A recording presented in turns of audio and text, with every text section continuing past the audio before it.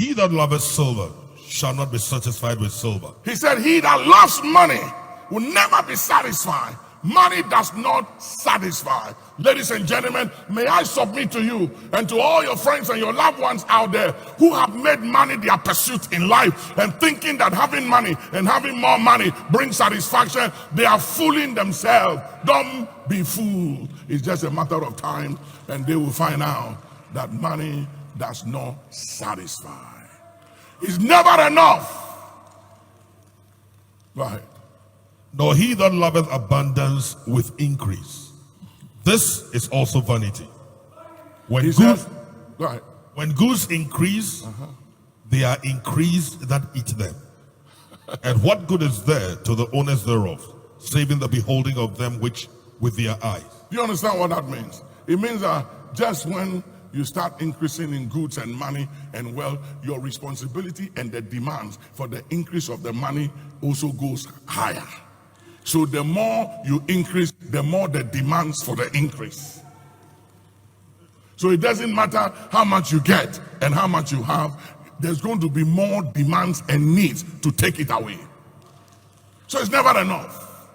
Money does not satisfy. And this was spoken by the wisest man that ever lived, Solomon, the son of David. 1 Kings chapter 11 verse 3. And he had 700 wives, princesses. No. Watch it. They weren't just wives, they were princesses. These were women with a different understanding and class and touch. They understood the use of oil and beautiful myrrh and spices and ointments and perfumes. They weren't just any kind or type. They were well brought up and trained and schooled and educated. 700 princesses. He married them, trying to fill the void, and he still didn't fill it. Go ahead. And 300 concubines. After having 700 wives, princesses, and still didn't meet that need and that longing and that cry of the soul, he said, let me not marry any other, but let me just go around and just fool around and have women to my pleasure without marrying them and see if that can fill the void. And he had 300 of them and still the void will not be filled. He had 1,000 women. He played. I don't know how many times in a day or in the whole week or month, but he played all kinds of games. And at the end of it all, go ahead. And his wives turned away his heart. You see, he sought for all of this, looking for a fulfillment. He couldn't find it. And after it all, these wives came. They didn't just come with pretty and beauty. They didn't just come with myrrh and spices and perfumes. They came with strange gods. They came with influences that when he couldn't find the fulfillment in them, he turned to the gods of these women that took his heart away from Adonai, from the living God, still seeking answers at the wrong places. Is there a possibility, hearing me this Sunday morning, that you are seeking for some answers and satisfaction in the wrong things and in the wrong places? Yes, there is that possibility. Go ahead. Come with me to 2 Timothy 3, 1 to 2. But know this, that in the last days perilous times will come. For men will be lovers of themselves. Underline that. Lovers of themselves. There are 3 signs. Many signs. But there are 3 outstanding major signs of the end time.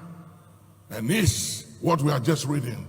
Lovers of self. Selfishness. Lovers of themselves. Lovers of money. And money is not evil. But the love of money becomes evil when money takes the place of God in your life, that you can literally despise God, the people of God, the house and the things of God, and you become so confident in your life that that confidence is derived from money from influence, from connection, and from houses and lands and possession and silver and gold. You can look at your bank account and you see pretty. You are to be pitied. Tonakusa namahaya. Adulaki tun fayanda sakawan delutu kalasan payandu kuwalahada mazuta. If you think that wealth and material things and silver and gold gives fulfillment and satisfaction and confidence in life, you are to be pitied among all men. It's just a matter of time you realize that money has expiry date and all those material things cannot go with you. Alexander the Great, when he died, he requested, he said he wanted the best physicians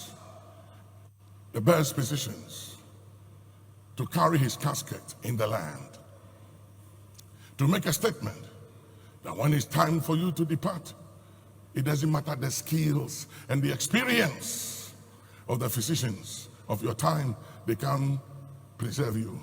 You gotta go. And he said he wanted his hands out of the casket. He didn't want the casket to be covered, to make a statement that when it's time for you to depart this world, naked you came and naked you shall go. You can't carry anything. You can't hold anything in your hands. You go empty. He said, he wanted his hands out there to make a statement that he came naked and empty, and so shall he return. Then he said he wanted his wealth to be displayed on the path and on the road to the cemetery, to make a statement that none of the wealth we acquire in this world and all those treasures we find confidence and pride in, and for which we despise the things of God, and we literally disobey and disregard anything that God and the word of God has to say for the pleasures of self. He said none of those things you will carry with you. You will leave them all here, and some foolish person will come and enjoy it.